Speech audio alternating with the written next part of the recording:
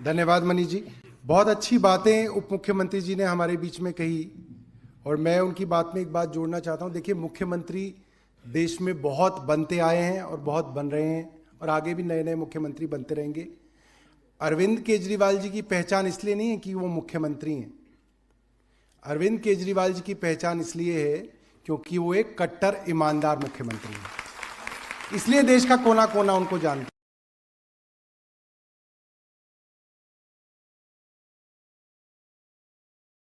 किसी राजनीतिक जुगलबंदी की वजह से जो है वो बार बार चुन के आ जाते हैं। उनका कोई जातिगत समीकरण है या उनका कोई और ऐसा समीकरण है, एक ऐसा धार्मिक समीकरण है कि वो चुन के आ जाते हैं। मगर अरविंद केजरीवाल ऐसे मुख्यमंत्री जिनको दिल्ली की जनता प्यार करती है, दिल से प्यार करती है। तो आप सब लोग जो पार्षद चुन के आए हैं, आपको यही ध्येय रखना चाहिए कि पार्षद तो बहुत आते हैं, बहुत जाते हैं, आपको जनता के दिल में जगह बनानी है। कोई पत्रकार आपके यहां आए तो कहे कि भाई वो पार्षद हमारा बहुत अच्छा है, हम बहुत प्यार करते हैं। बीजेपी का आदमी भी ये कहे कि नहीं, पार्षद वो जरूर आम आदमी पार्टी की है मगर काम करने में वो पीछे नहीं है। ये इज्जत कमानी है आप सब लोगों को।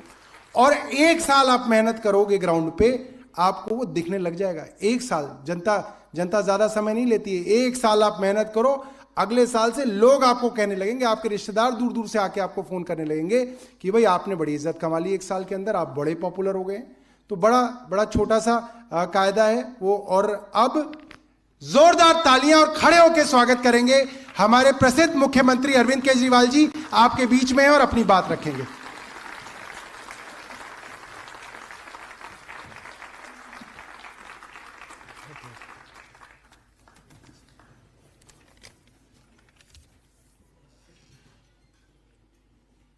आप सब लोगों को मेरा नमस्कार। सबसे पहले आप सब लोगों को बहुत बहुत बधाई जीतने की, काउंसलर बनने की, और बहुत बहुत शुभकामनाएं। भगवान करे आपके अगले 5 साल बहुत अच्छे बीतें और आप जनता की खूब सेवा करें। मेरी नज़र में ये चुनाव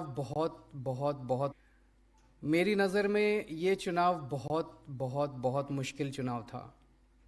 कुछ लोग कहते हैं आसान चुनाव था, लेकिन ये किसी भी हालत में आसान चुनाव नहीं था।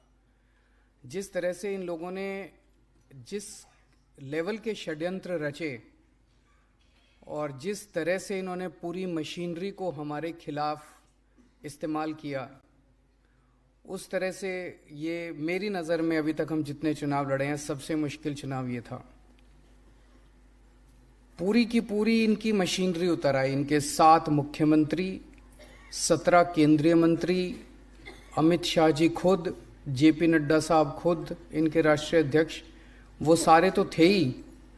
जिस तरह से इन्होंने मीडिया पे दबाव डाल के, मीडिया को धमका के, मीडिया की बाह मरोड़ के 24 घंटे हमारे खिलाफ दुष्प्रचार किया। रोज सवेरे 9 बजे मैं देखता था, 8:30-9 बजे एक वीडियो निकल के आ जाता था, कोई फर्जी वीडियो एक निकल के आ जाता था, और फिर वो 24 घंटे सारे चैनलों पे केवल और केवल वो वीडियो चलता था। हम पॉजिटिव राजनीति करने वाले लोग हैं। हम जब भी किसी चुनाव में जाते हैं, हम कहते हैं जी हमने ये काम किए और हमें वोट दो, आगे हम ये काम करेंगे। हम अपने कामों की बात करते हैं, हम अपने कामों के इर्द गिर्द अपना नैरेटिव बनाते हैं। हमें तो नैरेटिव बनाने ही नहीं दिया इन्होंने। हम सोचते थे हम 10-11 बजे प्रेस कॉन्फ्रेंस करके आज ये कहेंगे कि हमें वोट दो, हम कूड़े के पहाड़ हटाएंगे। पता चलता था 8:30 बजे ही कोई वीडियो आ गया, वो 24 घंटे वीडियो ही चल रहा, हमारी प्रेस कॉन्फ्रेंस तो चलती ही नहीं थी। इतने वीडियो लेके आए, इतने फर्जी वीडियो लेके आए। तिहाड़ जेल के किसी ठग को पकड़ लिया, उससे चिट्ठियों पे चिट्ठियां लिखवा रहे हैं। कभी सतेंद्र जैन को जेल में डाल दिया, कभी मनीष सिसोदिया के खिलाफ फर्जी केस कर दिए, कभी कैलाश गहलोत के खिलाफ फर्जी केस कर दिए। इतने सारे फर्जी case, CBI, ED, income tax की इतनी सारी रेड। मैं समझता हूं कि इस किस्म का युद्ध इन्होंने किसी के साथ नहीं किया जिस किस्म का युद्ध इन्होंने एमसीडी के चुनाव के दौरान किया। इन्होंने हमें बदनाम करने में कोई कसर नहीं छोड़ी। ये नहीं कहते थे कि बीजेपी वाले ये नहीं कह रहे थे कि भाई हम ईमानदार हैं और आम आदमी पार्टी वाले चोर हैं। वो ये कहते थे हम तो चोर हैं, ये भी चोर हैं, हमारे जैसे ही हैं ये भी। उनका पूरा का पूरा जो हम बार बार हर फोरम पे खड़े होके कहते हैं हम कट्टर ईमानदार हैं, ईमानदारी हमारी आइडियोलॉजी, हम कट्टर ईमानदार हैं, वो इसको ध्वस्त करना चाहते थे कि नहीं ये ईमानदार नहीं है, ये हमारे जैसे ही हैं, ये ईमानदार नहीं है, ये हमारे जैसे ही हैं। इनका पूरा का पूरा ऑपरेशन इसी के ओर था। पर जनता को बेवकूफ थोड़ी बना सकते हो। ये लोग सोचते थे जनता पागल है, ये लोग सोचते थे जनता को बेवकूफ बना लेंगे। इनका सारे दुष्प्रचार के बावजूद जनता ने आपको वोट दिया। इसका मतलब हम लोगों ने पिछले कुछ सालों में जो कमाया है, जो मेहनत की है, जनता उसको देख रही है। टीवी पे चलाते थे मनीष सिसोदिया सबसे बड़ा भ्रष्टाचारी, गली में हो रहा होता था कि बीजेपी वाले चोर हैं, गली में जनता कह रही होती थी बीजेपी वाले चोर हैं, लेंटर पे पैसा खाते हैं। मैंने देखा एक सोशल मीडिया पे किसी पत्रकार ने पूछा किसी से, कहता है जी वो मनीष सिसोदिया के खिलाफ ये आरोप लगे हैं, ये आरोप लगे, आपको क्या कहना है? वो बोला जी मेरे बच्चे का तो भविष्य बना दिया। ऐसा आदमी जो बच्चों के स्कूल अच्छे करता है वो कोई चोर थोड़ी हो सकता है। तो आप जनता को बेवकूफ़ समझते हो क्या? तो हमने जितने काम किए हैं अभी तक और हमने अपने आचरण के जरिए जो जनता का दिल जीता है वो ये लोग तोड़ नहीं पाए। अब इसे आगे ले जाने की जिम्मेदारी आपकी सबकी है। अगले 5 साल में कुछ ऐसा करना कि वो विश्वास और सुदृढ़ हो। ऐसा ना हो जाए कि 5 साल के बाद वो विश्वास जनता का कम हो जाए हमारे ऊपर। विश्वास और ज़्यादा बढ़ना चाहिए, विश्वास कम नहीं होना चाहिए। जनता का प्यार, जनता की मोहब्बत हमारे प्रति और ज़्यादा अगले 5 साल में बढ़नी चाहिए, वो कम नहीं होनी चाहिए। सबसे ज़्यादा दुखी जनता भ्रष्टाचार से है एमसीडी में, बहुत ज़्यादा। हर लेंटर पे पैसे लेते हैं, हर काम के पैसे खाते हैं, बहुत ज़्यादा दुखी है जनता। आप सब लोगों से हाथ जोड़ के निवेदन है, आप सब मेरे से बहुत सारे आप में से उम्र में छोटे भी हैं, कुछ बड़े भी हैं, तो कुछ छोटे भाई बहन हैं, कुछ बड़े भाई बहन हैं। सबके भाई की तरह मैं यही कहना चाहता हूँ कि मैंने अपनी ज़िंदगी में सब कुछ देखा है। इनकम टैक्स में भी था मैं, वहाँ भी खूब पैसे कमा सकता था। उसके बाद फिर काफ़ी टाइम एनजीओ में काम किया, सुंदर नगरी की झुग्गियों में रहा। उसके बाद फिर मुख्यमंत्री बनने का मौका मिला, यहाँ भी खूब पैसे कमा सकते थे। लेकिन फिर अगर मैं पैसे कमाता तो फिर मैं कुछ भी नहीं कर पाता अपनी ज़िंदगी में। अगर आपने आगे बढ़ना है तो आपका चरित्र और आपका आचरण आपको आगे लेके जाएगा। आप अगर ये सोचो ना कि मैं पैसे कमा लूं और किसी को पता नहीं चलेगा, सब पता चल जाता है सबको। और किसी को पता ना चले, ऊपर वाले को तो पता चलता ही है कि नहीं है? भगवान को तो मानते होगे, तो ऊपर वाले को तो पता चलता है जो भी करते हो। ये मान लेना कि अगर पैसे खाने चालू कर दिए तो ये आपका आखिरी मौका है ज़िंदगी का।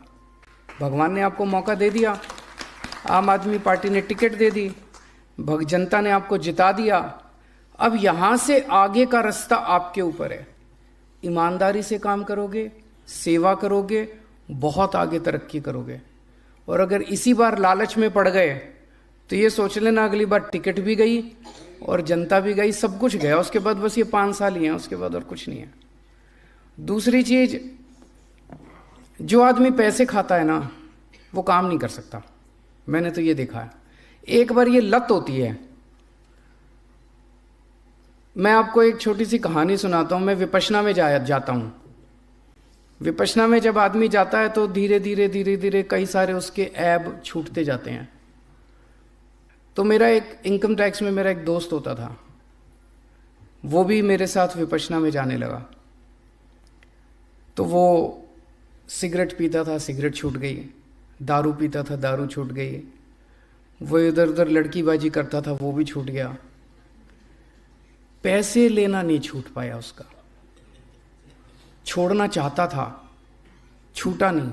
मैंने पूछा उससे, कहता है जब भी मेरे सामने कोई इनकम टैक्स पेयर आके बैठता है, एसएससी आके बैठता है, कहता मेरा शरीर कांपने लग जाता है अपने आप, खुद ब खुद। वो लत लग गई थी उसको। इतनी गंदी लत है ये पैसे की, इतनी गंदी लत है, ये छूटती नहीं है, बड़ी मुश्किल से छूटती है। इस लत को मत लगा लेना, नहीं तो बर्बाद हो जाओगे। आप भी बर्बाद होगे, आपके बच्चे भी बर्बाद होंगे। ये सीबीआई ईडी वाले तो बाद में आएंगे, वो तो बर्बाद करेंगे ही करेंगे, जेल भी जाना पड़ेगा, सब कुछ बर्बाद, इज्जत भी जाएगी, सब कुछ खराब होएगा, लेकिन आप भी बर्बाद हो जाओगे। और दूसरी तरफ अगर आपने ईमानदारी से काम किया, आज मनीष सिसोदिया ने, हमने, सब लोगों ने ईमानदारी से काम किया है, तो इतने बड़े षड्यंत्र के बावजूद भी कोई हमको बेईमान नहीं मान रहा, कह रहे हैं जी ये ईमानदार लोग हैं जी।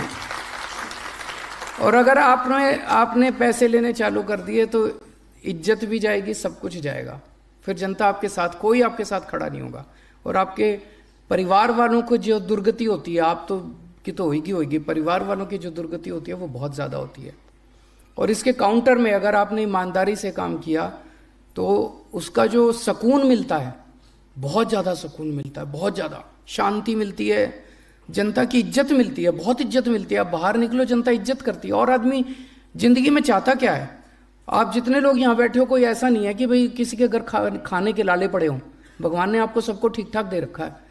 सब आप में से सब लोग इज्जत चाहते हैं कि मेरे को अब इज्जत और मिले, दुनिया की इज्जत मिले।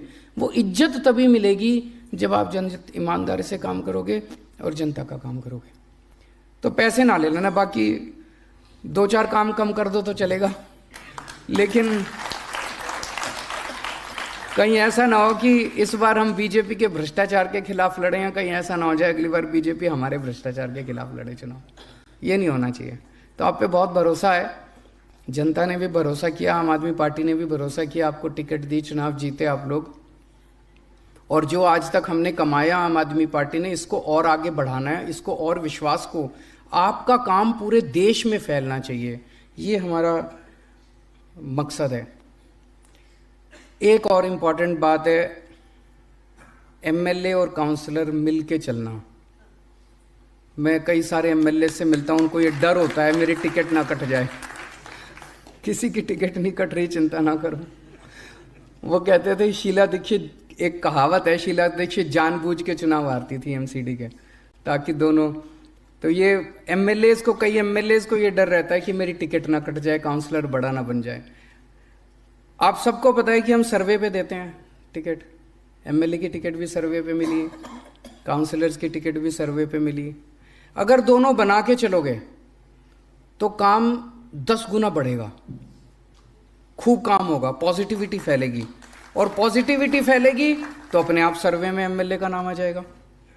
और अगर आप लड़ाई करोगे तो एमएलए सोचेगा मैं इसके काम ना होने दूं, वो सोचेगा मैं एमएलए के काम ना होने दूं, ना तो एमएलए का सर्वे अच्छा आएगा और ना काउंसलर का सर्वे अच्छा आएगा, दोनों अपने हाथ काट लोगे। तो मेरा अपना ये थोड़ी सी स्ट्रैटेजी है, भाई बना के चलो, दोनों बना के चलो। कई लोगों को ये है, मैं बात करता हूँ एमएलए से, एमएलए कहते हैं जी इसने मेरे चुनाव में मेरे खिलाफ काम किया था। भूल जाओ, कोई बात नहीं, किया था। मेरे खिलाफ पता नहीं कितने लोग हैं जिन्होंने मेरे को काले झंडे दिखाए थे। मेरे खिलाफ कई लोग हैं जो 2020 के चुनाव में जिन्होंने मेरे ऊपर पत्थर फेंके थे, उनको भी इस बार मैंने टिकटें दी हैं। हमें तो दिल्ली के 2 करोड़ लोगों को साथ लेके आना है, हमें लोगों को दुश्मन नहीं बनाना, दुश्मनियां खत्म करनी है, जितनी हैं भी वो भी खत्म करनी है। हमारी दुश्मनी है तो भ्रष्टाचार से है, हमारी दुश्मनी है तो कूड़े से है, हमारी दुश्मनी है तो समाज के कुरीतियों से है। जितने भी 2 करोड़ लोग हैं, जिन्होंने भी हमारे खिलाफ कभी जिंदगी में काम किया, उनको भी दोस्त बना लो, सबको दोस्त बना लो। अंत पंत में सारी बीजेपी को भी ज्वाइन कराएंगे एक दिन, चिंता ना करो, सारों को साथ लेके आएंगे, सबको, 2 करोड़ लोगों को सबको एक दिन आम आदमी पार्टी में ज्वाइन कराएंगे। तो ये सारा अपने मन से निकाल दो। कई लोगों के मन में इसने मेरे खिलाफ काम किया था, मैं जिंदगी भर इसका साथ, इसको नहीं, छोड़ दो। किया था, अब गले मिल लो, बस हो गया। अब आगे काम नहीं करेंगे, साथ मिल के काम करेंगे, पुराना खत्म। तो साथ मिल के काम करना है और सबके काम करने हैं। कई हम लोग ये सोचते हैं ये हमारी पार्टी का, इसने तो मेरे को, इस मोहल्ले ने तो मेरे को वोट ही नहीं दिया, इसको मैं क्यों वो करूं। आप ये मान के चलो कि जब हमारी सबसे पहले 28 सीट आई थी, हमको बहुत कम लोगों ने दिल्ली में वोट दिया। फिर अगली बार और ज़्यादा दिया, फिर अगली बार और ज़्यादा दिया। क्यों हम धीरे धीरे धीरे धीरे इसको भी अपना बना लिया, इसको भी अपना बना लिया, व्यापारियों को भी अपना बना लिया। अगर हम ये सोचते थे ये तो हमारा वोट, ये तो हमें वोट नहीं देते, ये तो वोट नहीं, तो हम तो और कम कम कम कम होते जाते। अपने मन से ये निकाल दो कि इस मोहल्ले ने अगर वोट नहीं दिया तो सोचो इस बार तो इस मोहल्ले का वोट लेना ही है, उनके काम करने ही है। सबके काम करो, बीजेपी वालों के भी करो, कांग्रेस वालों के भी करो, और धीरे धीरे उनको पार्टी में शामिल करते जाओ। लड़ना किसी से नहीं है, पूरी विनम्रता के साथ हाथ जोड़ के आगे बढ़ना है, सबके काम करने हैं। और खासकर सफाई कर्मचारी बेचारा दोनों तीनों तरफ से पिसता है। जनता भी उसके पीछे पड़ी रहती है, उसको तनख्वाह भी टाइम पे नहीं देते।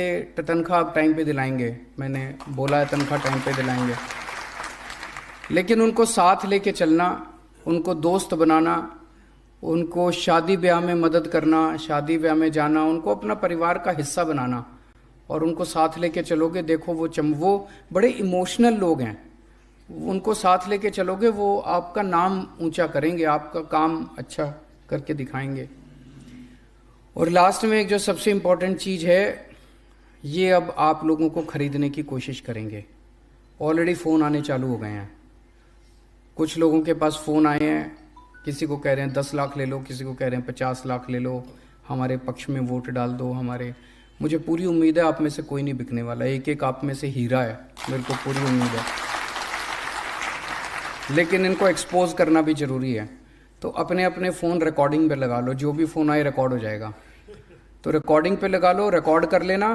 और अगर कोई आके मिले तो धीरे से अपना फ़ोन की रिकॉर्डिंग ऑन कर देना, चाहे ऑडियो रिकॉर्डिंग ही ऑन कर लेना, इनको रिकॉर्ड कर लो, इनको एक्सपोज करना। तेलंगाना का देखा था आप लोगों ने, तेलंगाना में किस तरह से एमएलए खरीदने गए थे, देखी थी आप लोगों ने, वो वीडियो आई थी। उसमें ये भी कह रहे थे दिल्ली के हमने 40 एमएलए खरीद लिए, तो 100 करोड़ रुपए तेलंगाना के एमएलए, तेलंगाना की सरकार गिराने के, उन्होंने रिकॉर्डिंग कर ली इनकी सारी, और ये फंस गए। और इसमें सारे बड़े बड़े नेताओं के नाम ले रहे थे। तो अगर कोई भी आए आपके पास, सबकी रिकॉर्डिंग कर लो, और रिकॉर्डिंग करके इनको एक्सपोज करेंगे। इनकी कुरीतियां जनता के सामने लाना बहुत ज़रूरी है। और अगर किसी के पास भी फ़ोन आए, कोई मिलने आए, तुरंत अपने कोऑर्डिनेटर को बता देना। अभी जो मनीष जी ने बताया, आतिशी, दुर्गेश, सौरभ, आदिल जो हैं, इनमें से जैसे ही आपके पास आपके एमएलएज भी हैं, अपने एमएलएज के भी संपर्क में रहना। और अगर कोई ज़रूरत पड़े तो इनको भी बता देना, अपने अपने एमएलए को बता देना या ऊपर बता देना, उनको ज़रूर बता देना, ताकि इसके ऊपर हम तुरंत एक्शन ले सकें। आप लोग सब लोग का अगले 5 साल खूब अच्छे बीते हैं, आप लोग खूब एंजॉय करो काम करना, जनता के खूब आपको आशीर्वाद मिले, ऐसे मैं प्रभु से कामना करता हूँ। बहुत बहुत शुक्रिया।